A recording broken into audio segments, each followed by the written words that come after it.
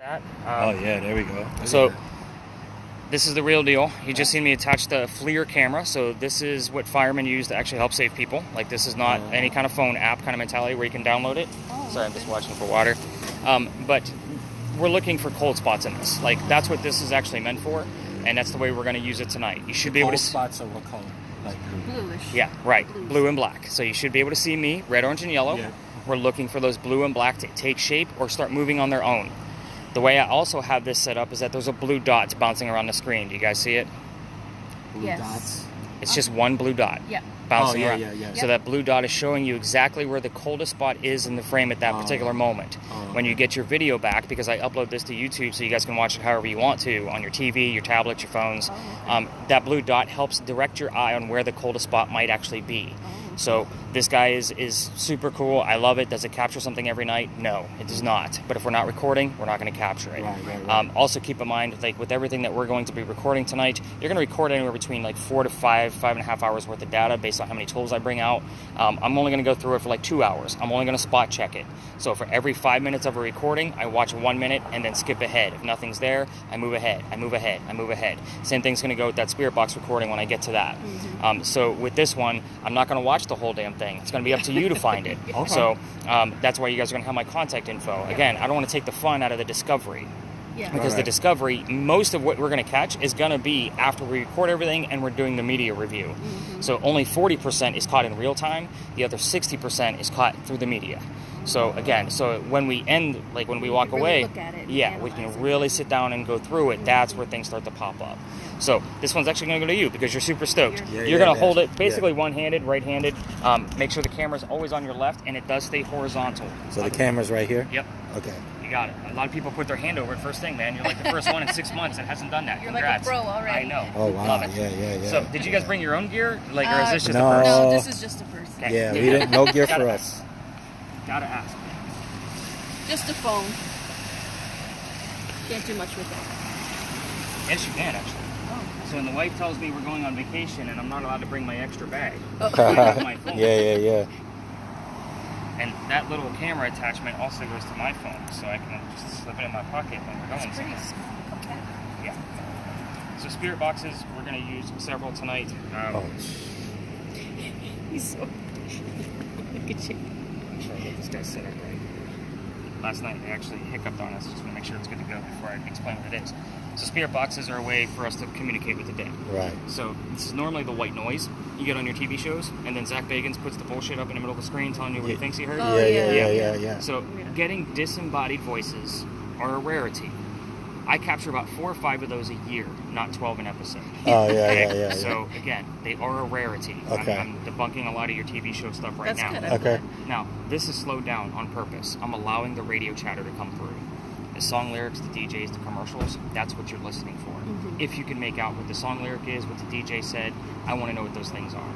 It's a 50-50 shot that we can tie it to the location, the person in history we're discussing, or even something going on with one of you. It happens all the time. So again, if you hear "Welcome to Charleston" and "Buy a Kia today," that's what I want to. That's what I want to know that you heard. Okay. So again, you're going to be the only one to hear it in real time because it's much easier to do when you have an earbud in. Okay. This one's recording the entire session for us, no outside noise.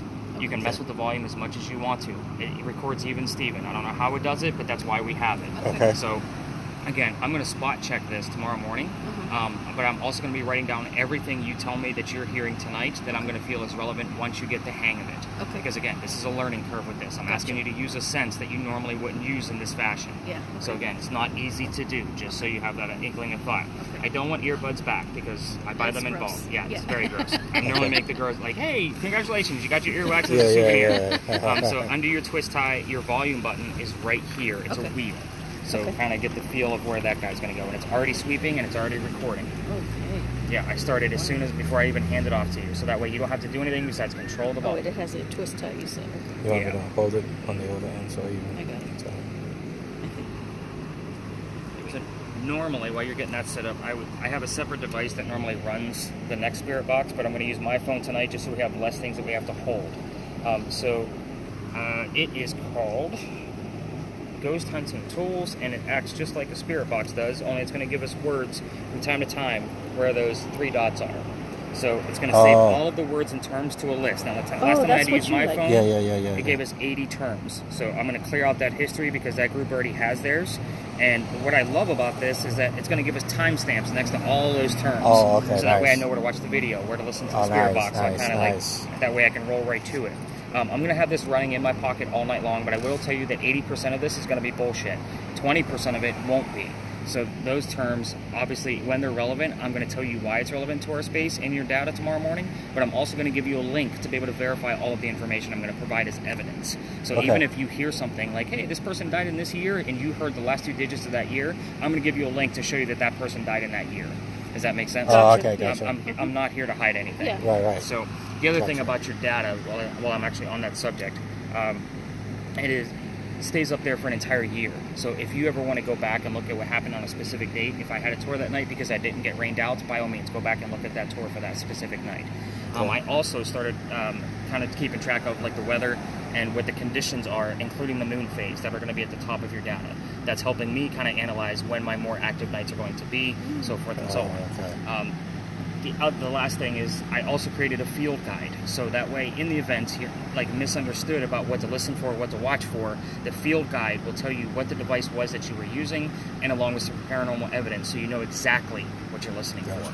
So again, it's a step-by-step process for when the entire gear is out, and it's in the exact same order that your data will be in. I do it exactly the same way every single morning. So again, the field guide is there. That link will be at the top of your data set. I'll say, hey, we've created this happy field guide to help you along. If you want to see some paranormal evidence, check out this link, and it'll take you to another web page on the same website that will show you exactly how to go through. Okay. Gotcha. Let's see. You guys wanted to see the crazy Ouija board. So, that's the Envoy. Yeah. So this is the Envoy. So the way this guy works, I'm going to turn down the temperature. So it's going to work based off electromagnetic fields and any kind of very big temperature changes, whether that be, I have it on a low sensitivity for that, but basically anytime there's one of those changes, an EMF change, and I'll explain more about that in a second, or a temperature change, it's going to stop the cursor on a letter. So we're pretty close to that electrical pole right there, so I'm going to turn down the sensitivity just so it's not giving us any false positives. The hope here is that those letters at the bottom that it's stopping the cursor on are going to spell something out, give us an anagram or initials. We've been getting some initials here and there, so it's been kind of exciting to kind of see that. But again, the hope here is that I went to school for English, so I have a master's in creative writing. So it's one of those pieces where I can look at a set of words and I can create a word out of it if it's actually there in a matter of seconds. So when I saw this, I'm like, I have to absolutely have this. Right. Like you were talking about, it does give us a yes and no. Let me show you how you just turn a little dial. So I don't like using yes and no's. You're going to find that out real fast. And then the numbers. The only problem with the numbers is that it doesn't save them to a bottom row. So that's kind of a suggestion that I put into the guys that made this. Like, hey, and then there's your crazy emojis. Like, I won't use those either. I think it's stupid. It goes up to the 1700s, don't know what the hell an emoji is. So Right. That's so what's the point? Exactly. The cool thing about it is that they did create a tripod mount for it, so I can put it on a tripod. I'm just not going to carry tripods for all the devices that can take tripods because that would put probably another 5 pounds on the bag. But again, this is easy enough for a person to carry around. I'm actually going to put this in the side pocket of the bag, just so that we can hear when it goes off, and then we'll kind of test it out from time to time. So I'm going to be running 2. If you guys start getting the gist of how your devices work, I'll probably hand off the 2 that I have. Maybe not my phone, but I would definitely hand off other devices so you guys can multitask. Actually, I am going to do 1. You guys have probably seen those. You were talking about the blinky lights. The EMF. Yeah, those are kids' toys. So when I have kids on the tour, that's beginners. Those are beginners. Cat ball. Well, here's the reason why they use this, and cat balls are actually a great tool, by the way.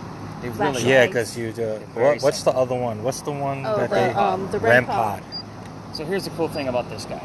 So this guy, the reason I put that one back in the bag is because whenever it goes off, it doesn't have a high cap, so it only goes to 25 milligauss, and I'll explain more about that as we kind of roll along. This guy goes over 200 and is way more accurate, plus it's in digital format, so I know exactly how high that EMF is, so I can kind of get a base reading from somewhere. So I'm going to be looking for anything above 2.5 on this guy. 2.5, So that's the second green dot on the one I just put away. The bottom is ambient temperature. It says it's 80.9 degrees out here. In the event you find a cold spot, I can debunk it or prove it with this little pod right here at the top. And it has a REM pod built in. Oh, wow. Nice. So you... So if it... So anytime something gets close to it, it will go off. So again, I normally do the demonstration like I'm not touching it right now. I'm touching it now. There's also an array of color in there, as I'm sure you guys can see. It's very bright. That's why I'm pointing down. Yes. I usually use this to ask for colors. Hey, you know, we'll just say Eliza, can you show me the color blue on this box? You know, if I get a color blue, I reset it, and then I ask for a different color to see if she's actually directly responding to me. So we do get a lot of activity that way. It's pretty cool. Show me your hair color. There's one specific character out of one of our stories tonight that has a very specific hair color that is hard to get on this guy. Her hair color is red. So in order to get red, you have to be touching the antenna. It's the only way to get it. And it's the only time I've ever gotten the color red at any investigation I've ever been on was by asking her that specific question. And we've gotten it on a verification. So we got it, and then we were like, okay, maybe that was an anomaly. Let's move somewhere else. We moved somewhere else and got the same direct answer. So I think with this one, I'm going to hand that one off to you just to kind of double test you at this point. Okay. This is going to be hard. I'm so happy right now. You'll be okay. I'm going to try. Do my best. Yeah. Focus on the listening part because that's honestly the harder of the two. At times I'll say, do we have any colors? Do we have any numbers? We're not going to turn the REM pod on at every location, but I will help you out with that since you're double fisted. Yes. Well, we're not going anywhere yet. Of course, we start here because it's haunted. Oh, right here? Perfect. Building behind me. Oh. Building behind you. The Big John's. That's the reason why we started here. Okay. Here's how this place actually goes down. This place was named after a football player. His name was Big John Kennedy. He named it after himself, obviously. John Kennedy. So, he played for the 1947 New York Giants. Oh, okay. I was going to say, I know my football. I haven't heard it. I'm not a sports guy at all. So I had to kind of go through the story and get to like where the clues coming through from my investigations that actually made sense. I'm not being rude. I'm listening to you. I got you. You got to remember, I do this 7 nights a week, bro. Okay, man. So what I will tell you, let's stop there for just a second. With the camera, people don't like to be filmed. People Oh, don't like their cars to be filmed either. So if we look like YouTube vloggers out here, someone's going to come up screaming. So normally, because I have other cameras too, like when I have my full group, I'm like, if I do Andy's coming, everybody drop your cameras. Like, gotcha. And you guys got my Andy's coming joke, right, from Toy Story, where the toys all drop and act like they're not alive. Okay, I get it now. I forgot about that. Like you had this blank look on your face, like, who the hell's Andy? So back to Big John. This place is haunted because Big John used to sit in the back of the bar and he would tell the bartender if the cadets that were coming in from the Citadel, if they were old enough to drink or not. One night, 2 guys came in, they weren't old enough to drink. He had the bartender throw them out. So they left pretty pissed off. They came back the next night and tried to steal the cash register from the front of the bar. John saw what was going on. He slammed down his beer and went over and just started beating the hell out of these guys, just pounding them right into the floor. A couple of gunshots went off. John got grazed in the neck and the bullet landed behind him in the wall. John's the only one that's been shot, but he gets up, he goes back to the bar, tells the bartender, get me another beer, gets 2 guys on the floor in an ambulance. So here's the funny thing about that story. If I tell you a building is haunted, you automatically think of some tragic death or some insane serial killer, right? That's not the case here. Big John's bullet is still in the wall. Well, the bullet hole is still here. That's what's haunting the place. Even if this new renovation of Big John's filled it in, Big John's blood is sealed inside that wall now. People that sit in the front of this bar tend to get a little queasy, nauseous, or headache. It's part of the reason why we start here. It's kind of a heated warning. Gotcha. In the event you guys feel any of those symptoms, I'll need to know immediately so we can get you a bottle of water, get you to sit down, but we're going to blame it on the humidity first. It's about 85% tonight. So again, not everything's going to be paranormal. I will tell you, just a few nights ago, before my tour even started, a group showed up super early. They decided to go into Big John's to have a drink first. They had like 20 minutes. I said, yeah, go for it. I'm still waiting on the rest of the group. It was sold out. So they went in and had a drink. They came out. The gentleman that was part of that group couldn't even go.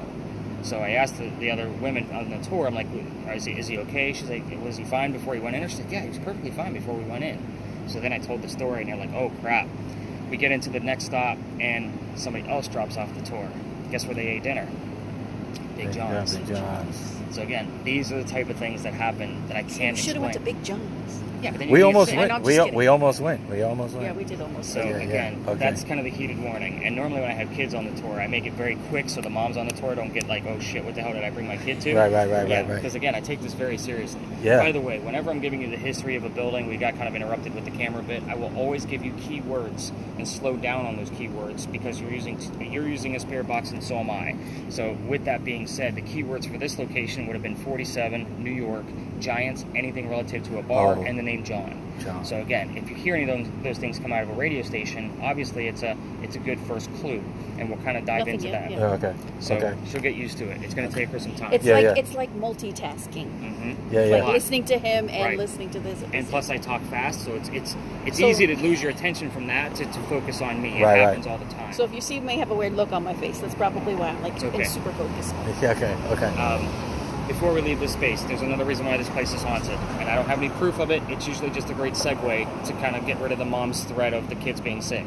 We had a big earthquake here in 1886. You guys probably already knew that from a tour you took years ago, because we've been talking about it for years. It happened in 1886. This building is allegedly where the first death occurred from that earthquake. The white mantle that's on the building broke off in the front of the building, hit somebody in the back of the head and killed him. They say you can see his ghost in the middle of East Bay Street. And I normally point out, like, hey, I don't have any proof, but it was a great segue, so none of you thought about getting sick on the tour. And everybody laughs because I just mentioned it again, because they all did forget about it because I moved on. So let's go talk more about your devices at the next stop. That way we can get off this noisy street corner. All right. I baked. Is that going to bother their view? No, that's fine. That's fine. Usually with my small parties like this, I'm like, yeah. You're going to be cool with it.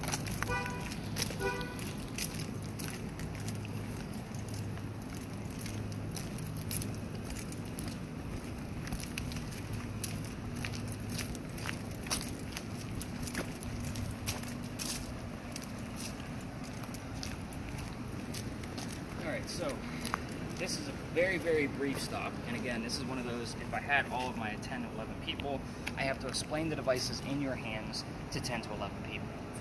Yeah, so now that you have them in your hands and I did a brief demo, let's talk about them some more. First off, we're actually in a historical location. This is the Big Red Barn. This is where we keep some of the horses for your carriage rides. So they can actually hear us, which is why we use earbuds for the spirit boxes now. They don't like the white noise. They like to kick that metal wall and scare the shit out of my entire group. So that's something I'm willing to do.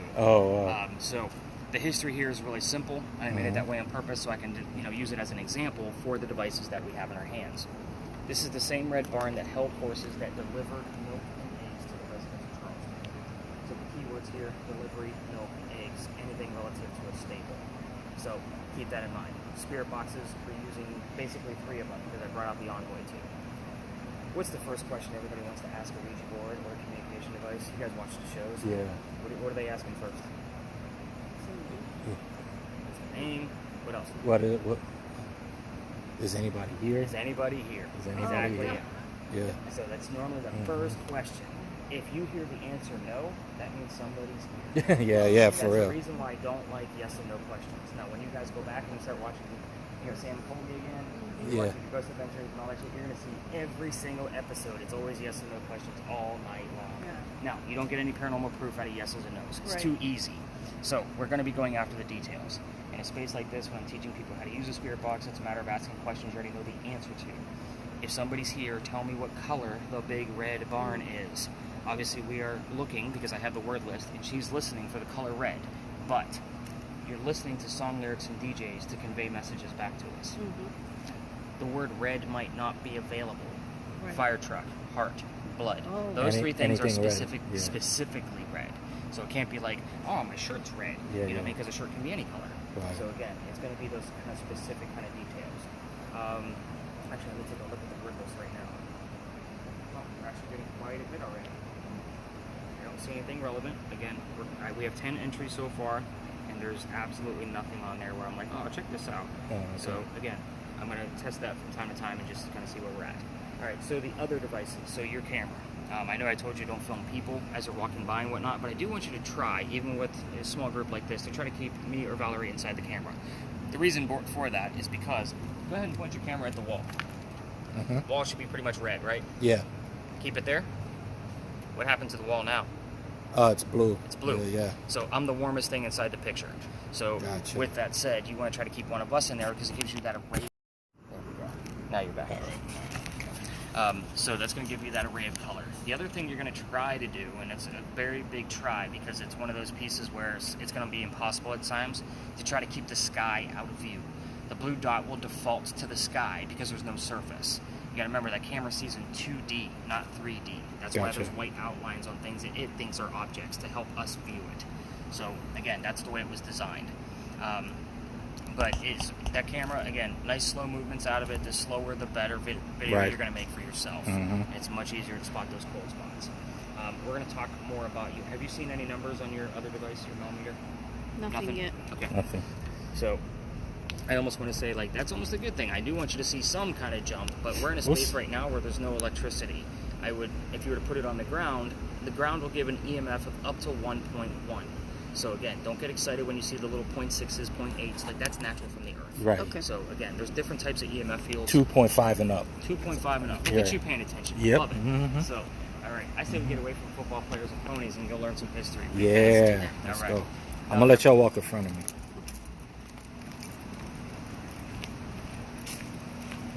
And you can just be casual with that, dude. Yeah. Once we hit the street, Yeah, I mean, you're just... Yeah. Just have a good time. Yeah. Relax. Have some fun. I don't want to miss anything. You'll be fine. So, as an investigator, a real investigator, I just want to ask, what are your opinions on, like, Sam and Colby? You think they're fake, or you think they're just do it for TV? I will tell you, because I know my daughter watches them, like, religiously. And when I started watching them with her, because, I mean, she watches the regular shows and dives into the science of this with me. I actually emailed them, inviting them, if they were ever in the area, to have a private tour with me so I can show them how to use their devices properly. Like, I just feel if like you want to learn how to use your stuff. Yeah. Right, that's pretty much it. Like, I know you guys make millions of dollars. Yeah. Like, I make a living at this too. Yeah. I'm not after, how do I put this? I'm not looking for the fame and the glory. You know what I mean? Yeah. Like, I have fun. I walked away from a 6-figure salary to do this, and I'm using all of my degrees. And actually, I just signed up for another master's degree in history. So, again, I know what I'm doing. You know, it's a matter of, I study the science part of it on my own time. I still write fiction books. I still keep up with the blog. I still keep up with the podcast. And I tour every night. So, unless I get rained out, that's a movie night with me and the wife. Right. Gotcha. That's what keeps me going. And all of my degrees are in writing. So, do I know how to tell a story? I do, but I also know how to tell a factual story. So, I do have a journalism degree too. So, it is one of those. So Sam and Colby, you're like... I think they're having fun. And I'm not doubting anything that they're capturing. But that's the thing. We were just talking about that. They don't really capture a lot. No. They don't capture a lot. I think one time they had a thermal camera photo where it was like a little kid like peeking out. Okay. I think that was... But here's my question. Why? Who's the kid? Right. That's what all of those shows you guys watch on YouTube and History Channel and all that shit, like, they never answer who it is or take it a step further. Do you know what I mean? Like, they'll go talk to the neighbors of the paranormal activity that's going on, and they might send a historian to the library. That's great. What are you doing with the info that you have? Like, they never, like, if you ever notice at the end of any of those TV shows, because it sounds like you guys watch those too. So if you watch the TV shows, wait till the end. They never close it off. They just showed you 4 or 5 EVPs of something they thought they heard. Right. Maybe a photograph. But they never tell you that it was Mr. Kennedy or, you know, this person because he was born in this year or whatever. They never get into the nitty-gritty. Never. I got you. That's what you guys come to see me for? Yep, that's right. All right, so where the heck are we? We're in a parking lot. Congratulations, you made it. So, I know. The nice thing about Tuesday nights is it's going to feel like we have the whole damn city to ourselves. Wonderful. Last night was good too. Mondays are probably the best. There's nobody down here. It's like a ghost town. And there's actually a lot of the tours around here will take you Sundays and Mondays off. So, and I'm open 7 nights a week. So if it comes up, it comes up. But I'm also the first one to cancel because I have the equipment of rain. I got to watch out for my equipment. It's my livelihood. So, what is this place? I guess first you need to know I'm not going to be giving you questions for your spirit box like what color is George Washington's white horse, like what we did over there with the red barn. So again, you're going to get the answers from that, and I'm going to withhold information on purpose, just so you have that inkling of thought. I don't want to put any subliminal messages in the back of your head. Now, this is the Charles and Eliza Pinckney Mansion site. Their mansion actually sat in the front of this space, facing East Bay Street. Eliza's garden was lined up with 5 Church Restaurant over there and came all the way across. This is back behind you. Oh, damn. The servant and slave quarters were in the back of the space. So we don't get a lot of activity back there only because I can't prove it.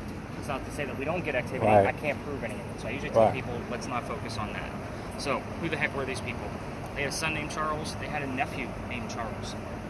So, the son and the nephew were signers of the Constitution for South Carolina. That's a big deal for us, but I hate politics. We're going to move on. I'll tell you about Eliza.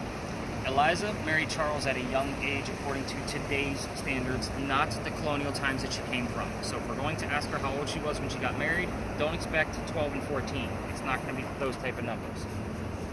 I bring this up is because her husband was over double her age when they married. So it was a creepy age gap in the 1700s, definitely a creepy age gap now. So kind of keep that in mind. You might get either number. It happens all the time. But she married him because her father, who was over in England, where Eliza's from, he thought he was dying. And he tried to bring all his children home one last time so he could see him. Eliza didn't believe he was dying, so she stayed put and got married. It's 1744. You don't get married in 1744 for a green card. We're not even a country yet. So she did marry him out of love. So don't expect any kind of affair or foul play. There wasn't any. She was right. Dad did not die right away. Instead, he starts sending her gifts from England to this space. One of those gifts happened to be the plant seeds of indigo. Indigo is a plant that makes blue jeans blue. That's how we use it today. So it makes blue dye. So that's what it does. But when she got it, she didn't know what to do with it. She had to learn from her slaves how to keep it cultivated. So once she figured it out, because it's not always hot here. So, most people think it's always boiling down here. It's not. But when she figured it out, she moved it to a cash crop plantation and then called her father and said, rice plantations are going to go downhill. We're going to make a killing with this indigo. And we now have an international businesswoman during colonial times, something absolutely unheard of. Like, that's a big deal. So especially during Women's History Month, like, I'm a huge hit, trust me. But that's her business. That's the boring shit. Let's get into the weird stuff, because that's why you guys are here. Because you're the only one truly with a spirit box that doesn't know the answers, pick and choose whatever questions you're going to ask out of the series of questions I'm going to give you. I'm going to break them apart so you kind of have a gist. Okay. Eliza was the second wife named Eliza from Charles back to back. The first wife died in January of 1744. He married the second one that we just spoke of in May of 1744, 5 months apart. So death, then remarriage. Ironically, both Elizas have a maiden name that starts with the letter L. That's all I'm going to tell you. You can obviously ask how old Eliza the second one was when she married Charles, because that's where the big age gap is. The mansion's not here anymore. Right. We can ask what happened to it and when that happened. So obviously we're looking for some kind of date. Okay. The children. I told you there's at least one, right? He's Charles, signer of the Constitution. There's more. You can ask how many and what their names were, but that's it. The reason why is because there's a tragedy among those kids. If we poke the bear, she don't like it. All activity will stop. Have you seen any numbers come out of that? I know you've been kind of focused. I know, you got a lot going on. I feel stressed. I know, there's a lot going on here. I feel I can handle that if you want stressed. to. Yeah, I know. But I usually, want to kind of see, how you're going to do with things before you want to hand things off. So, if you want, I can keep an eye on it. I mean, I'm trying to hold it like this so that I can see both at the same time. This is the more difficult one. Yeah. Everything's insured, bro. I'm covered. I just don't have a backup for tomorrow night. No pressure. And last but not least, I'll just put these out there in case we want to reach and grab at them. Eliza's death. How old she was, what she died from, where she's buried. What president was a pallbearer at her funeral. Very specific questions. No yes or no answers. I'm sure you noticed that. Everything has a very specific answer. And again, we can ask questions all night long, but she might answer something else based on whatever she can grab out of the radio stations. Right. So again, we might not even have Eliza here. Sometimes Charles comes through. Sometimes one of the other kids comes through. We just never, ever know what's going to happen in this space. This is usually a great starter because we do get a lot of activity out of this location, but this is where people are learning what to listen for, what to watch for, those kind of things. Just be careful because there are people cutting through the line. I'm going to break out the envoy so I can kind of take a look at what's going on with that guy because I have not heard it go off, which means I turn the sensitivity way down. So, do a fresh start on this so we have something fresh on here. I'm hearing songs I recognize. What are they singing? What songs? Like Whitney Houston. What was the song then? How Do I Know? Is that what you heard? How do I know? Yeah. So it's about the lyric, not about who it is. Yeah, right. Right. Okay. Right. A lot of the kids, because I hand the kids normally those because they can hear better than us. Yeah. Oh, I'm guessing you guys are close to my age than a teenager. Yes, I'm not a teenager. But with that said, with that, they always tell me they hear Harry Styles. Every freaking one of them tells me that. And it's like, I don't care that you heard Harry. I want to know what Harry was singing. What was the song as it was? Well, what was the lyric from as it was? It's like pulling teeth with some of them sometimes. It's hysterical. The fact that this is on the highest sensitivity and we have nothing going on, like, I'm like super curious. Like, I say we actually move up to, like, that corner is usually a pretty good hotbed. Okay. So let's kind of see what we got going on up there. I'll let y'all walk in front of me.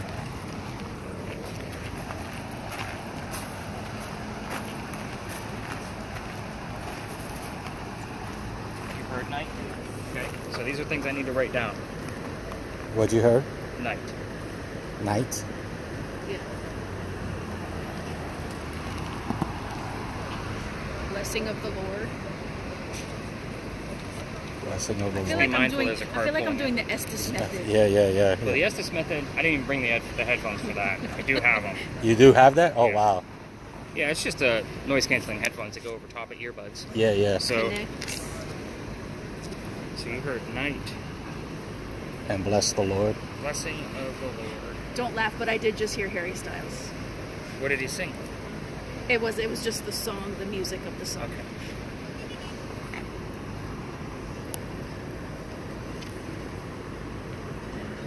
Eliza, you want to give us your initials? Ooh, it just went up to 9.3, like, really fast. Okay, that's why they call it ghost hunting. We are going to escalate it, so at this point, don't tell me anything below 9.3 while we're in this space. Okay. So that way I'm not writing down a trillion numbers. Oh. Don't alert him anything lower than 9.3. It did it fast. Yeah. Eliza, tell us your initials. You just got to get close to this box right here with the two little red lights and stop it on the letters. That would be E-L-P. We have a job to do.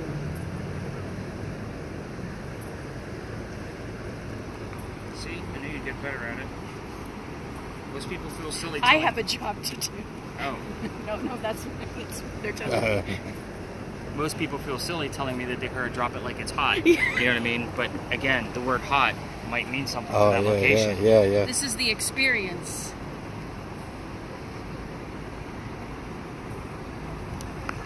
You're hearing full phrases. That's cool. Eliza, give us your initials.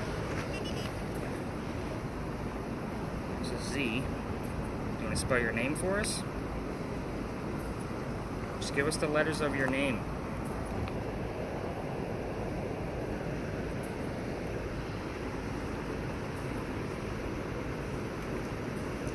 This is what I'm doing? Is she responding to her initials? Eliza, you have to give me the letters on this box. I can't hear you. You have to remember that. Give me the letters of your name on this box. Just get close to it. It has all the little letters on there. H, I, J, K, L. I see it moving. I can slow it down if you want. That's as slow as I can make it go.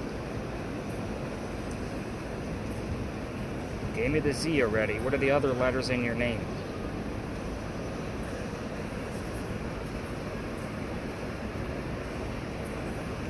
Kids. I heard kids.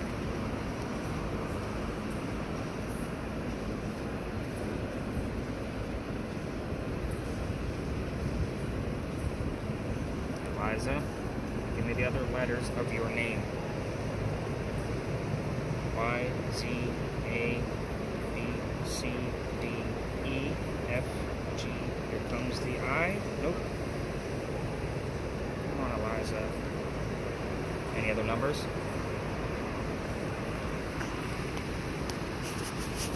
Performing arts. Performing arts. Okay, so at this point, I'm going to start writing down things only that I'll feel are relevant to the location, now that you have the gist of what you're listening for. Because you give me a lot of long phrases, but I can't direct them to anything other than, I think the one is, this is the experience and this is what I'm doing. Yeah. I'm asking her a question, and it's almost like she's screaming her letters at me, and Yeah, I like can't You want me hear. to hold this? You want me to hold this? No, I got it. You got it? Okay. He's going something else. I got this. Okay.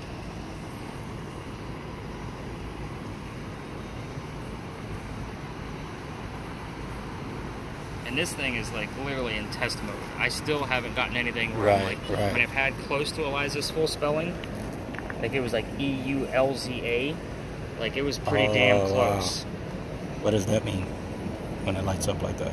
Whenever it makes that little noise, the cursor stopped on a letter because there was an EMF spike. So I had the sensitivity like really high, so any minor thing is going to make it go off. So we might get a lot of letters that don't mean anything just because an EMF spike happened. Getting a lot of T's though. We got activity, but not 0.2. What was it? We have activity, but it's nothing. It's not a 9.2 yet. It's in the 8s. 8? 8s. No. Don't listen to him. Okay.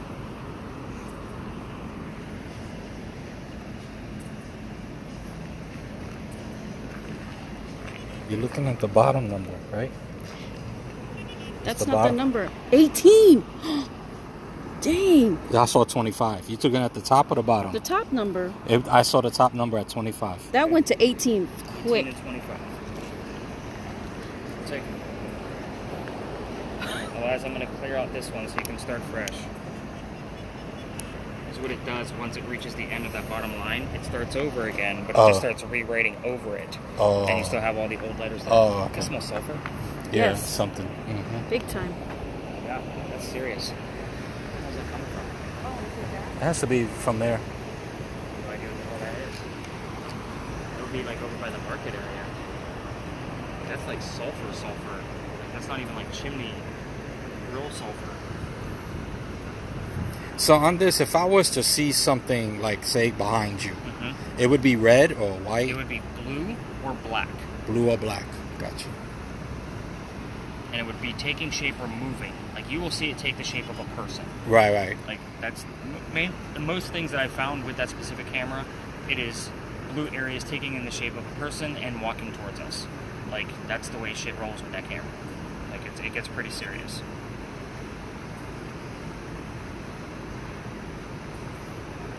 Eliza, we want the letters of your name. Or if Charles is here, what are your initials?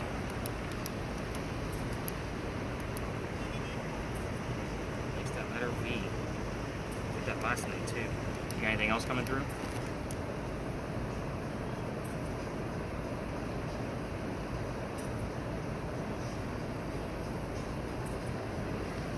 I'll give you 3 more letters to try to give me the initials of either Charles or Eliza Pinkney.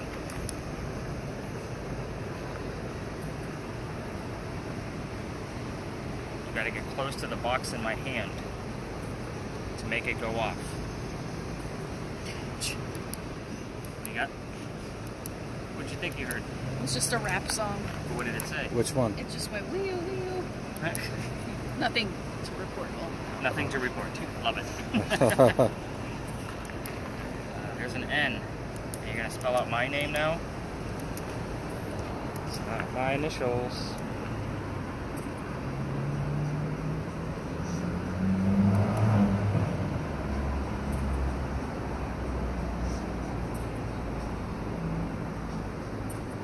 Wow. It's not really giving us much. I'm excited about the 25. Like, that's higher 25. Than the average. The average of things that I'll find as far as spikes in here are between 18 and 22 in a space with no electricity. So I have to take that with a grain of salt. I am going to explain what those readings mean with a relative piece in your house here in just a minute. Okay. I'm going to give her one more letter to try to give us something. Eliza, I'm going to be wrapping things up and giving these folks the answers. This is Valerie and Teddy. I mean, I heard the radio go, oh. Letter O? Oh. I don't know.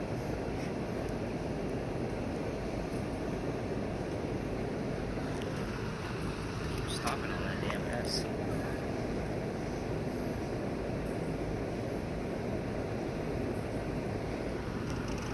Alright, Eliza, I'm going to put this box away so I can go over the answers. So again, we're going to be doing like little mini things like this throughout. So go ahead and stop your video and kind of give your hands a break first off. Okay. Oh, of course, now we get the P. Huh. Of course we do. Give me the first initial of who's here. Ooh, that's a good one.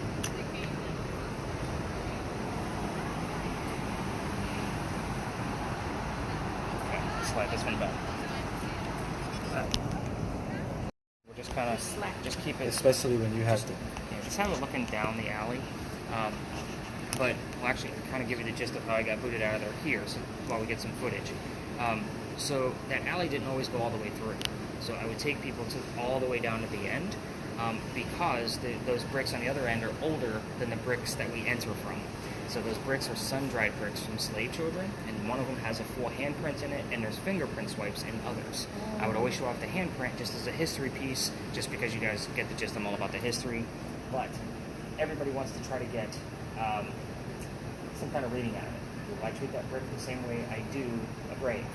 That kid's not staring at the brick in the afterlife. So one night, November 26th of 2020, my entire team of 10 was huddled around one brick trying to get a reading out of it. Well, it's outside the window of a beautiful dining room from the mansion right at the end of the alley. The person who just bought that mansion was not very happy with us. He came out screaming. My daughter thought it was great because Dad's getting yelled at, and we moved on. The next day was Thanksgiving. I didn't do it for that night. The next day after that was November 28th of 2020. The dates are relevant. I'm getting to it. I get a phone call asking me to go down halfway, which is what we're allowed to do, or reroute my group. I figured it's not fair for my group of 10 to try to investigate around 20 to 60 people because all the other tours go to 20 people. So I said, we're going to tell the story outside the alley, and then we rerouted after. And I told my team that night, I don't believe in pirate stories here. Like, I'm not a pirate person, I'm a vampire guy, but we're going to see what happens. I didn't know much about pirates. Before we left, somebody heard the name Anne on a spirit box.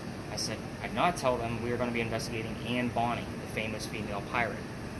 We get there, I told a little bit I did know about pirates, and somebody else heard the number 300. The next day I'm doing the research. Turns out we were there on November 28th of 2020. Anne Bonny's trial for piracy was November 28th of 1720. We were there on the exact 300-year anniversary of her pirate trial. So I keep taking you guys back, but I will tell you, in the time frame since November 28th of 2020 till now, I've read a shit ton of pirate books, and have tried to put together a factual story based on pirate lore. And I will tell you, and if anything, because again, it's a hit or miss location, it's our last stop after Philly. It's a matter of we're going to get a lot or we're going to get nothing. That's just the way that space works. So again, I can't guarantee anything out of it. Worst case scenario, you're going to learn a whole hell of a lot about pirates that you never knew before. Okay. So as we exit this alley, we're going to be cutting through a neighborhood to get over to Philadelphia Alley. So you're going to turn your video off as we exit, because you don't want to record houses. So you can keep it running until we get to the end and then shut it off. But I'm going to go cut us into Philadelphia Alley, and if there's no cars and a lot across the street, we'll take a little shortcut into it. Okay. Yeah, that's why I like going, like with these smaller groups, I can go a little off the cuff. And Yeah.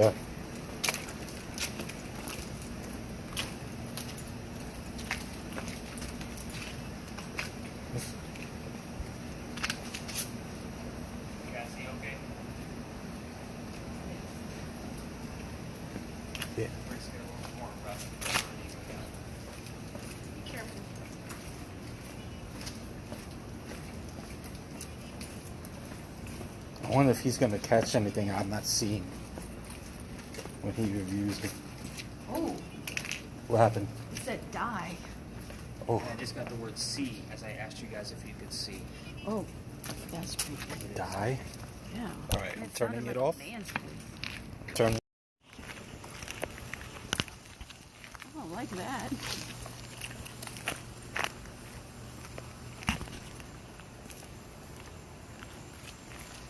Sorry. I said sorry. The tours may come through, so be very discreet. Okay. They did not pay to get filmed as like you guys did. So, yeah, basically when you guys book a tour with me, you pretty much signed all the waivers that I can film you. You can film yourselves, kind of thing. But here's what goes on down here. This place used to be called Dueler's Alley. Dueler's Alley, that's the name. So, this is where some of the duels occurred for the city of Charleston. We all tell the same story about the one specific person that actually had a duel down here, and what I'm excited about is because how did duels start? Back to back. Then look behind you. Look behind you. I will also tell you that the person that I'm about to tell you about has a birthday of July 7th. 7-7. You heard 700. Yeah. So again, Rudolph the Red-Nosed Reindeer mentality. Have the number 7. Yeah. I will expect a second one through my review, just so you know. Okay. Now, with that said, let's go through the history of this duel. Here's how it went down. Dr. Ladd moves down here. His full name is Dr. Joseph Brown Ladd. So we often get like Brown-Eyed Girl will show up and that kind of mentality. So again, it does happen a lot. This Onyx or Envoy is going off like crazy. By the way, I'm going to turn down the sensitivity of it. Okay. Yeah, because you turned it up before. I don't know why it's getting so. Normally not EMF readings down here, so that's the only sensitivity. Alright, so Dr. Ladd moves down here from Rhode Island. He's supposed to get married to his fiancée, Amanda. Amanda just inherited a shit ton of money from her dead parents. She has an attorney helping out with all that cash. The attorney thinks that Dr. Ladd is after Amanda's money, so he tells Amanda to get rid of that doctor. So to prove that he's not after Amanda's money, he comes down here to Charleston. The coachman that was bringing him into town so he can go stay at an inn set him up to be robbed and killed. So it wasn't a good start to his stay in Charleston. Somebody sees what's going on. His name is Ralph Isaacs. Now I stop on Ralph because Ralph has the same initials as where the doctor came from, R.I. Ralph Isaacs, Rhode Island. So again, R.I., even before I got the Envoy, would show up on spirit boxes all the time. It's the weirdest thing, but we always have a secondary clue so we know who it actually belongs to. So, Ralph says to the doctor, you don't want to stay here. I know this coachman. He's going to try to rob and kill you. He's got a gunman inside. I got some friends, 59 Church Street. You can rent a room from them, and you'll be safe and good to go. Dr. Ladd takes him up on the offer, and the two guys become friends. The longer the doctor stays here, the more money he's making. So, Amanda's moving down soon, because he's again making his own money, proving his point. He becomes known as the Whistling Doctor. You were probably told to come down here after midnight to listen for whistles. So, that was probably what you were trying to do before. Yeah. Do we have someone coming through? Like, I hear voices. Yeah, somebody walked by. Okay. So, the Whistling Doctor is the campfire ghost part of the story, but we're going to talk more about that here in just a minute. By the way, every haunted city you're ever going to visit in the future has a cliched whistling ghost. They all do. So, I actually have proof of this one, but we're going to get to that. Now, him and Dr. Ladd, Ralph and Dr. Ladd go see plays together, but they can't sit next to each other. Why? The doctor makes more money. He gets better seats. That's the hierarchy of Charleston. They talk about the plays on the way home. One night they go see Richard III from Shakespeare, and they're arguing over the new actress that was in town. Dr. Ladd thought she was great, Ralph not so much. It gets a little bit more heated when Ralph starts insulting the doctor's fiancée, Amanda, back home in Rhode Island, and it gets ugly and they go their separate ways. But Ralph, he goes to his friends at the newspaper and puts an ad in the paper telling the whole city of Charleston what he thinks of the doctor. Just kind of a, disgrace to society kind of mentality. Yeah, Dr. Ladd sees Facebook before Facebook. Right. So he sees this ad and he rebuttals with, we're going to go to Dueler's Alley. We're going to settle this shit. Somebody's going to die. So they come down, back to back, they take their 10 paces, they turn, the doctor pointed his gun in the air, and he shot his one shot. He didn't want to kill his friend. Just needed the courage and bravery to show up to the fight, which is often what happened at a duel. Ralph has his one shot, puts it in the kneecap on the doctor. The doctor doesn't die. He drops to the ground. He's carried home to 59 Church Street by his friends, and he dies 10 days later after refusing medical treatment. Now, some of the other toys around town will tell you that the second best doctor came in to try to save him. He did refuse it because he's a doctor. He probably tried to bleed out this bullet himself. Okay, so, there's a couple coming. Okay, and that's pretty common. Yeah, you want to just kind of be casual with that. Okay. Now, as you walk through here, the campfire ghost story part of this is that you can hear whistles from the doctor. So this is normally where I would have taken my groups all the way through to the end, told them about the bricks, but they were using the voice recorder because we weren't using earbuds yet. It was my turn the spirit boxes down. It's about the voice recorder. We're in the alley now, so if you hear whistles in the background, keep in mind, we're not hearing any whistles in real time, but anybody that's local knows this story. We all throw whistles down this alley. If you're walking down Cumberland or Queen, it's kind of tradition, you just throw a whistle down the alley. I do it every single night. We're going to end up there, but my garage is over there, so I have to pass the alley every night. If my daughter's on the tour, we race to see who's going to throw the whistle first. It's just one of those mentalities. So this is Philadelphia Alley. It's one of my favorite spots in Charleston. You can see that it is pretty much the most picturesque place we have, day or night. So again, if you're ever looking to take beautiful pictures and you have a great camera on your phone, this is the place to do it. And it's always this quiet. That's why they say you can hear the whistles. They also say you can hear gunshots, and I don't have anything about gunshots. Right. And I stopped touring on the 4th of July just because it gets ridiculous. So we're actually going to exit out this. Oh, by the way, this gate behind me before we leave. Oh. This was it's pretty significant to the duels. This gate was because the alley, remember, didn't go all the way through. Remember I told you, like, those bricks are older down that way? That means they needed a shortcut to get over to the cemetery for the loser of the duel. So that way they could drop his body and go celebrate with the hind. This was that shortcut. It would go over this courtyard, and the cemetery is off to the left. Otherwise, it would have had to go all the way down to Queen Street and then back down and around, and that's dead weight, literally. Yeah. So, let's go learn about pirates. Okay. We're going to go up this way.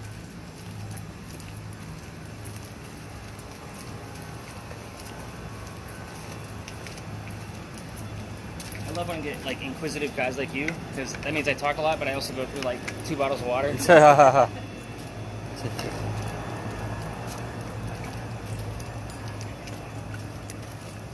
yeah, I love this alley. Day or night, beautiful pictures. So I wanted to come back. Okay, I'm not gonna write down all that. I'm sure that was definitely not a term from the 1700s. Is recording now? It is now. Yeah, you're good. Okay.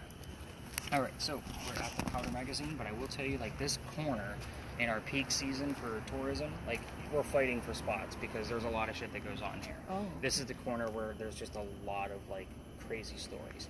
I know which ones are true, which ones are not, because I get evidence from them, because I've investigated pretty much all of them. When I said that building over there, that little brick building, it's closed now, but it used to be a place called Botch's Restaurant, and the mirrors like to fall off the bathroom wall, and the doors will unlock on their own. That's part of the reason why the restaurant closed down, because it was no longer safe to keep, like, they couldn't walk away from the building because doors would unlock. Crazy. So the rumor has it now that it's going to be torn down, and that whole block that we just walked past from Philadelphia Alley down all the way up to State Street, where we came out of Lodge Alley, is going to be a hotel. 2.2. It's going to be a hotel. Oh, that's good that you actually have something. We normally don't see any EMF here. We were going to use your REM pod here. Oh, yeah, the REM pod, yeah. Yeah, we're going to use that here. Okay. So the story that everybody tells, and it's usually the big finale of every ghost tour, is at St. Philip's Church. That's the giant steeple you see over there. Conversations. It's funny, Conversations showed up last night. But I want to say it was at the Pinckney Mansion site. So, again, just weird. So, there's 2 different sides to the cemetery attached to the church. We have, and it's split right down the middle between Church Street. So you have the eastern side, which is by the church, and that's for native Charlestonians only. So if you're from Charleston and you belong to the church, you can get buried on that side. The Charles Pinckneys that we spoke of earlier, the husband and the nephew, are both buried on that side because they are from here. The other side is for everybody else. John Calhoun, sorry. John Calhoun is actually buried on the other side, and he's not from here. He was our 7th vice president. We get the number 7 here a lot. The double 7s is usually relative to the doctor. So with John Calhoun, his sarcophagus is on the other side of that wall, and they didn't know if he was from here or not, so they actually shuffled his ass back and forth trying to figure out where the hell he was supposed to go. I normally don't speak a lot about Calhoun until the month of March because he was born in March and died in March, and we get more activity that way. It's just a matter of, like, we haven't heard much from him investigating this space for a while. All the other ghost tours go straight over to St. Philip's Church as their big finale because they have something to show. Okay. There's a sign right inside the gate of the cemetery that says there's no ghost here but the Holy Ghost. There's a reason for that. In 1888, a young lady died by the name of Sue Howard Hardy. Sue's initials, because we did talk about initials earlier, it's campy, it's cheesy, but it happens all the time. We get shushed. Or the initials will show up on the envoy or the word list, which I actually haven't looked at in a minute. I think there's a tour going on. Yeah, they're coming. They're going to be right over here. Didn't you have the people earlier? Yeah. What's another one? Yeah. Intention. What was showing before? I didn't see it. She heard intention, or the people earlier, as we were walking in, and that one showed up. That says 10:10. It is 10:12. So right after you heard it. So again, take it for what it is. Yeah. I bring us over here because I know they're just going to cut through. Gotcha. But Sue Howard Hardy, she died 6 days after her stillborn child. It's a very sad story. End of the story. They drag it out because it's a big deal. Here's why it's a big deal. 1987. Local photographer is taking pictures of all of our cemeteries, and he captures a full apparition in one of his photographs. It gives these guys something to show. I'm going to show you the photograph, but think about 1987. He doesn't have the tech that we have to be able to analyze this photograph. Right. He sent it to Kodak. I don't think I have to tell you guys what the hell Kodak is. She works for Canon. Yeah. Don't talk to me about Kodak. Yes. Nikon. Kodak doesn't know what to do with this picture either. So for guys like me, it's gold. Like, it's actual proof. Right. But it is cursed to females. When I bring out the tablet and show you the picture, I'm just going to ask that you don't touch my damn tablet. The rumor about that is that if females handle it even in a digital format, like a tablet or a phone, same symptoms we talked about earlier, headache, nausea, dizziness. Pregnant females are probably not going to have a good pregnancy based on the gist of the stillborn child in the story. But you have to imagine, I get honeymooners, I get anniversary people. I'm not going to be the guy that cursed a family 9 months from now. For real, for real. Again, I'll show you the picture. Let me set the back up. Okay. We're going to talk about pirates and start investigating. I just like to give you the gist of like why all the other tours go over across the street. Where did I show you? That's crazy how you put it in the same spot and it'll be like at 1 point something and then just 0. Yeah. That's ghost hunting for you. And we will get a couple of little spikes because there are 2 electrical poles on the corners of this lot. So again, this is all the other tours, big show and tell. I let them have it over there. So this is the photograph. Critics. Predicts, you said? Critics. Critics. This is the full apparition. Those are her shoulders, the top of her head, and a baby basket next to her. Wait. I don't see it. Point that out. Praying over her own grave. Look, you're looking at her back. That's her head. Oh, I'm not supposed to touch this one. Yeah. Explain that again. Where is the head? Shoulders, head, baby basket. Oh, okay. I see She's it wearing now. like a shawl over her shoulders. I'm looking at the dark spots. Yeah. Oh, wow. All white. And this is another instance where the baby is probably buried with mom because it was a stillborn child. That's a damn good photo, though. So, again, that was the full photo. So you can see where this piece right here would draw his attention as a photographer, like what the hell's going on here? And again, this is a legend around here. Like every ghost tour tells this story.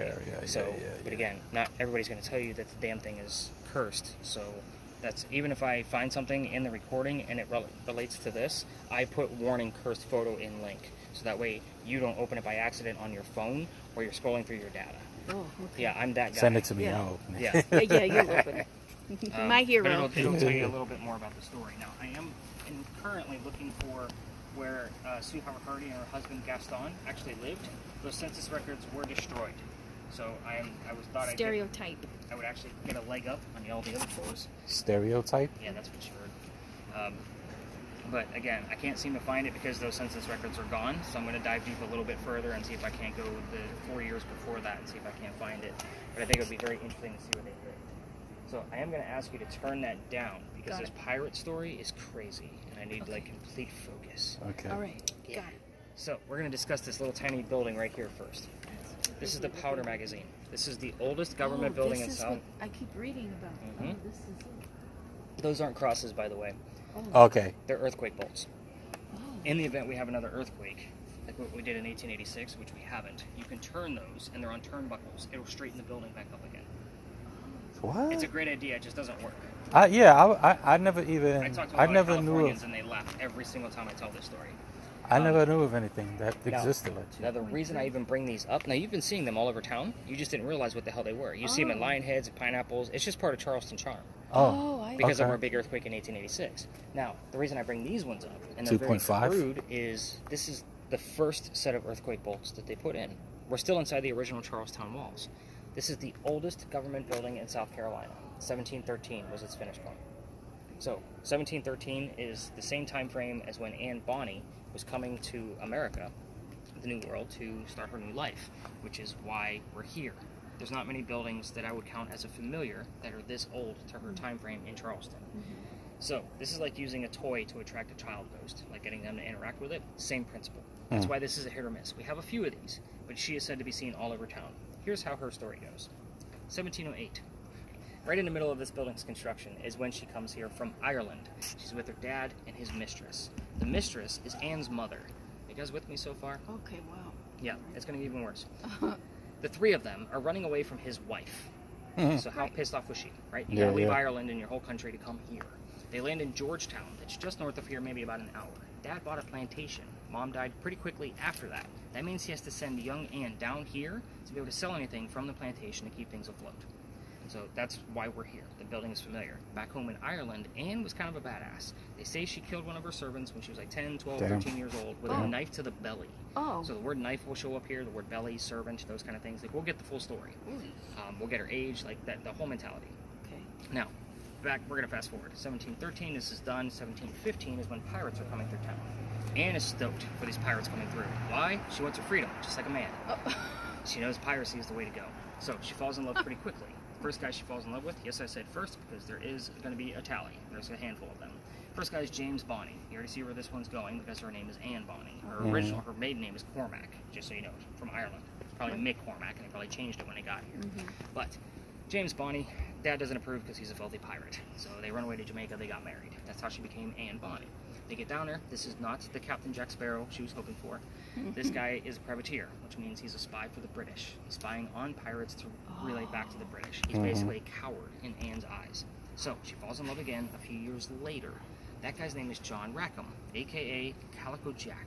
This is literally the person that they based your Captain Jack Sparrow character off of. So Calico Jack has his own ship and wants to be part of it. Can't put a girl on a pirate crew. Do you guys know why? No, why? They're bad luck. That's why you never see women as pirates. That's why it's so important about Anne's story, because she was a female pirate. Because Jack made a deal with her. If you dress like a guy, you could be part of the pirate crew, but you're going to be a female in my quarters. She's okay with the cross-dressing bit because Dad used to hide her as an apprentice boy back home in Ireland to keep her away from his wife. She knows it's a man's world. She's good with it. She's a pirate. Let's go. Okay. So, being a female in his quarters, let's put two and two together. She's eventually going to get pregnant. You can't have a pregnant pirate dude on the crew. Yeah. Somebody's going to figure out that Jack let a female on the ship. Right. So he drops her off in Cuba before she starts the show and says, have the baby over here. We'll come back for you. We'll figure it out later. She has the baby, but returns with no baby. We have no idea what happens to the child. And no matter how much research I do, I can't find what happened to that child. What's crazy about this story, this part anyways, is that she comes back dressed as a female. She doesn't give a shit anymore about hiding her gender. Yeah. This makes Jack pretty angry. And while she was away giving birth to his child, he captured another pirate crew that's down below deck. She's going to go flirting, because that's what Anne does, and she's trying to make Jack even more mad. The guy she's flirting with down at the pirate crew down below deck turns out to be a female dressed like a guy to be part of the pirate crew that Calico Jack just captured. What? So now we have two females dressed as men trying to be pirates. Her name was Mary Reed. She went by Mark Reed to become a pirate on that crew. Her and Mary become friends, possibly lovers. We're never going to know for certain. Wow. The LGBTQ community loves this story, by the way, because it's all about, you know, that she was possibly a lesbian. Yeah. But at the same token, the British find out where they are. They send an entire fleet of ships to come take down their one pirate ship. Anne and Mary are the only two pirates that are not drunk enough to come up and fight with their one-bullet flintlocks. Probably because they haven't been pirates for very long and they don't know how to use the cannons yet. So, two ladies with one-bullet flintlocks are not going to take down a fleet of ships. Right. They get taken. As they're being arrested, she looks at her captain, her beau, Calico Jack, and says, you should have fought like a man instead of being hanged like a dog. The word dog shows up here a lot, by the way. The judge, his name is Nick as well, so if you hear my name here... Nick, can you come over here and look at this? Don't move, Valerie. Where am I looking? Am I looking? Is this anything? That's the bushes behind it. That's the what? The bushes are going to always be colder. Oh. Okay, I'm sorry. I gotta go it's okay. I don't know what I'm looking at. I ran over because we've seen things over there before. Okay. I've had psychics see things over there that come to my tours. So where was I? The judge, right? Yes, so the judge. Nicholas Laws was his name. So he wants to see the two men that fought back so valiantly. Interesting name to be. I know, right? Well, what's funny is on the other side, Nick shows up here a lot. On the other side of this building is the cottage of the first Chief Justice of the United States, Nicholas Trott. So now we have three Nicholases here. The envoy will give us 3 N's. It's done that so far. So that was pretty fun to actually see 3 N's because that's 3 Nicks. So I'll take it. We just never know. But anyway, those 2 men that he wants to see, because he's already tried to hung Calico Jack and the drunk pirates that wouldn't fight. They're dead and gone. So the 2 ladies go in front. He wants to meet the men that were so valiant, and they reveal their gender, hoping to save themselves. And he doesn't give a shit that they're female. They're still pirates. He's still going to hang them. Yeah. Sends them, well, the last thing they screamed out to him was, we plead our bellies because you can't hang a pregnant woman in 1720. It's illegal. So he sends them both back to jail. He delays the hanging. Dad is still here in Charlestown area with all of his Irish money. He brings her back home. She remarries. That's husband number 2, but guy number 4, we're going to count Mary Reed because we don't know. She has 4 kids and dies at the age of 84. Wow. That's all we know. After pirate career is very, very vague and kind of a giant mystery. As far as Mary Reed goes, she died a year later in 1721 from whatever pirates died from in a Jamaican jail. Most articles and books will tell you that it was fever. I call bullshit. It was probably scurvious and bumpy and nasty and gross. Right. Now, I left out 2 questions. I'm not going to give you a whole series of questions like what we did at the Pinckney Mansion site because you're getting the gist of this. And it's also pirate lore. I pieced together as much factual data as I possibly could by reading tons and tons of books and seeing what was common among those books. The name of Anne Bonny's parents I left out on purpose. The father and his mistress. We can ask for their names. Their initials will come up, hopefully, on either the envoy or even on my word list. So I've seen that before on both occasions. The name of Calico Jack's ship is the other question that I left out. Okay. Now, before we kind of start into questions and that kind of thing, I'm going to tell you another reason why I give that heated warning. Back in September of last year, so almost a full year ago, I had a full group, and I normally go back to that ivy wall just to stay out of the other tour's way. Because September and October are pretty busy for us, especially ghost hunting. Yeah, so I'm swamped. I'll be honest, this whole week of rain has just killed business. I got rained out I don't know how many times. It was crazy. But anyway, I took my group back there, and the kid next to me goes white as a ghost. I mean, this kid's about to pass out. Like, he's dropping. So I have to pick him up by his armpit to catch him. His boyfriend picks him up from the other side of him. We bring him over to this wall so he can sit down. We get him a bottle of water. He's feeling better. And then told him the story, my entire group, of what I just told you. It's important to know that they didn't know anything about Anne Bonny. I tell them, like, all right, here's the story, here's all the stuff, let's go play, this is our last stop, let's have some fun. Them 2 pull me aside, because they're still sitting here, and say, Nick, we gotta tell you, we are 2 transgender males. Meaning, I had 2 females dressed as males on the tour, just like Anne and Mary. And it made sense as to why one of them passed out the minute we entered the space. It wasn't a hot night. It was actually pretty cool. It was like a 72 to 74 degree day, nice and cool. Nobody was overdressed. But again, this is the kind of shit that happens on my tour why I give those warnings. Psychics, they don't normally make it past the Pinckney Mansion site. Like, there's the EMFs there, will drop them like a wet noodle. Happens all the time. Really? So I probably have to call paramedics at least 4 or 5 times a year. Wow. This is why, like, the first time somebody passed out on my tour and I found out they were psychic, I was in CPR class literally the next day. Like, I called my partner up and I'm like, dude, you got to get me into a CPR class. I lost somebody last night.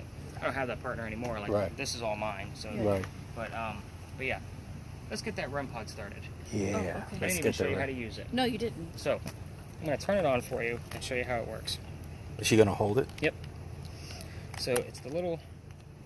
I'll turn everything off again, but I normally have you guys do it because somebody's job is this all night long. Recalibrate. Now, what we just did was we started an EMF field around the antenna that's not being measured on the red screen. So they work independently. You can have colors and numbers and no numbers and vice versa. Okay. So basically, if something gets close, it's going to go off. The closer it gets, the higher the colors are going to go across. You can see all the different colors in there: blue, yellow, green, and red. Okay. So what I like to do here is, because I like to ask for colors. A lot. With Eliza, it's usually blue. It's the indigo. Eliza, make the box go to blue. If I get a confirmation, I re-click this and reset the field and then ask for a different color. That'll give me purple. That means she has to get a little bit closer to make it go to purple. But every time you move, it's going to go off. Oh, so be still. So there's a little reset button Rest right your here on the hands side. like this. Well, not even that. Feel for those buttons. You're going to go ahead and take it from me. The very bottom button is the one you want. You just want to keep your thumb there. Okay. So every time it goes off, you're going to click it to reset it. Okay. But we're going to ask Anne Bonny to show us her hair color. And you want to show us your hair color? Now, what's funny was last night before we did this, I think I should be videoing. One of the young ladies actually heard Little Red Corvette. Oh, wait. Yeah. Should I be listening to you? You could. It can show up anywhere. Look at the word sacrifice. Look at the word psychic. I was just talking about psychic. Yeah. Somebody's listening. I will also tell you that the word writer is relevant because it's sacrifice. I will tell you, like, this is a place where we get bleed over from Dr. Ladd all the time. We have the word writer on there. Dr. Ladd wrote poetry, and it wasn't published until after his death. His sister Elizabeth published it, and it was all in one volume called The Literary Remains of Dr. Joseph Brown Ladd. And you know how this works. Touch the metal stick and show us your hair color.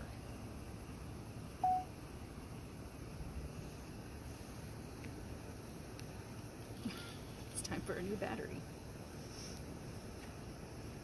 How's your battery on your phone? On my phone? Yeah. Personal? Good. Okay. Because she just heard it's time for a new battery. And I know all of my I thought she was... No. Oh, that's what you heard. Yeah. Oh. Worthy.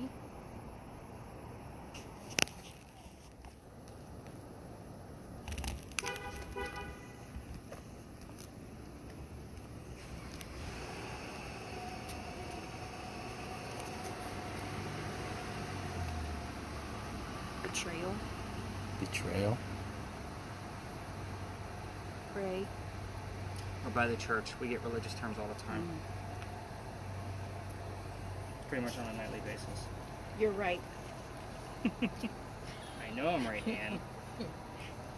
Can you tell us who your first husband was? What was his name? We can prove that one. Or show us your hair color. Tell us what your hair color is. We've been getting the word red here pretty much on a nightly basis now. Ever since I started doing this experiment with that guy, somebody hears the color red somewhere. Simply naked. That's what it says. Who is simply naked? Right. Maybe because I'm not wearing a lot of clothes. Colonial times. She's a pirate. She don't give a shit. Oh, true. Yeah. Hell, half the time she would bare her breast to show men that they were just killed by a woman. Like, she was hardcore.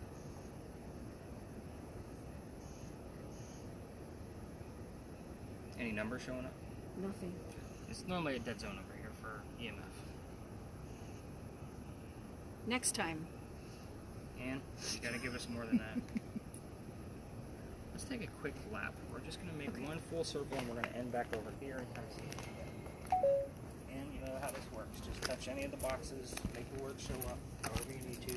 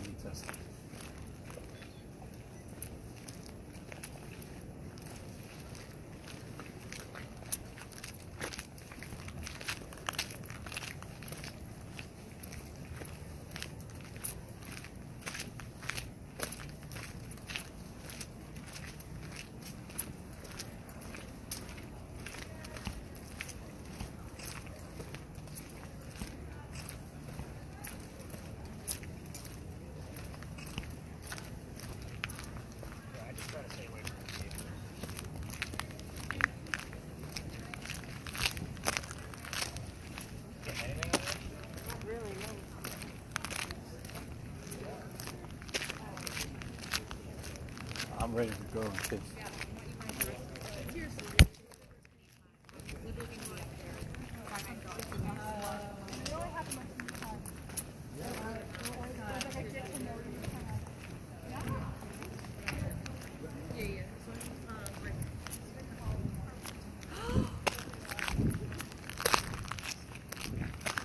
Startle? Startle.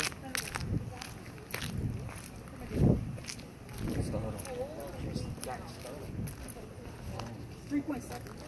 We're near the overheaters.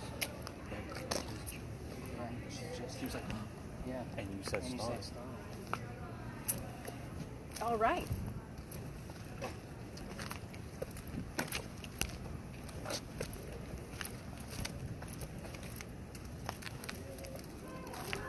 On the rim.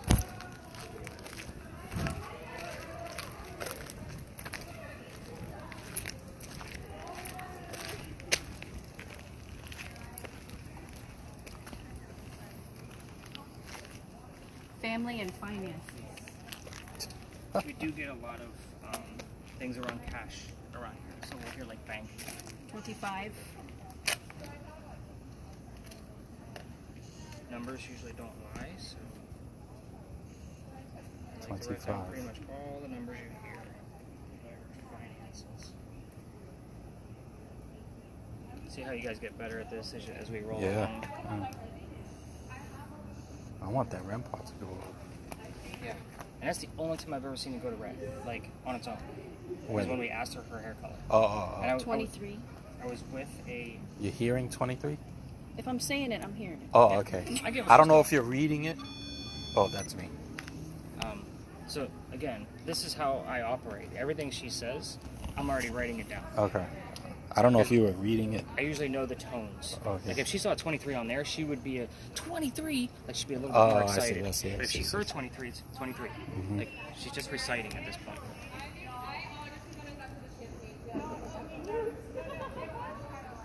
So you guys brought up the Estes method earlier. Yeah. If I were to bring that to the tour, because I thought about it, what do you think would be the best way for me to introduce that to somebody? That's something. I didn't know the second part of it. Because that person's going to miss out on all the history. I wonder if you're responding to him asking about the Estes method. You said that's something? Every time I've said something, like in conversation like that, she has given us something that was part of the conversation. Almost every single time. That's why I was writing them all down. But, I mean, do you think that would, like, somebody would be willing to wear those earbuds, like those earphones all night? Me? If you explain it, I would be more than willing. Because all you're doing is just repeating words. I don't think. But you're going to miss all the history during the tour. That's the problem. Oh, so you want them to wear it during the whole tour? Right. Oh. I thought you would get, like, at a point right here, have them sit maybe, and then just do it, and you give... We could do that too. That's the thing, is I tried, like, how do I introduce this? Because somebody's going to miss out. You know what I mean? And a lot of people struggle with this part anyway. So normally most people will listen with one earbud, and then their partner, whoever they brought, listens to the other one. So that way they can listen in together. Like, that happens a lot too. So yeah, that's... Maybe I would start in one part. Like, just do it in one part and not the whole tour first. Maybe just try it here. Like at the very end. Once somebody's gotten used to it. That's probably a good idea. I like that. Yeah. Thanks, man. I mean to, like, brainstorm with you, but you guys seem like you're pretty hip to this stuff. So I was like, how would I bring that? Not to mention, they're kind of clunky. How the hell am I going to fit them in the bag? Right. Yeah, that's true. All right, nothing on the REM pod. If anybody here, please touch the REM pod. Yeah, we're going to actually set that down as I kind of give you the answers, so that way we can see if she's going to touch it on her own. Oh, you're going to set it down. Okay, yeah, this is good. Let me get this on video. All right, and it's here if you want to touch it. All right, let me give you the answers. Go ahead and cut your video. Cut it.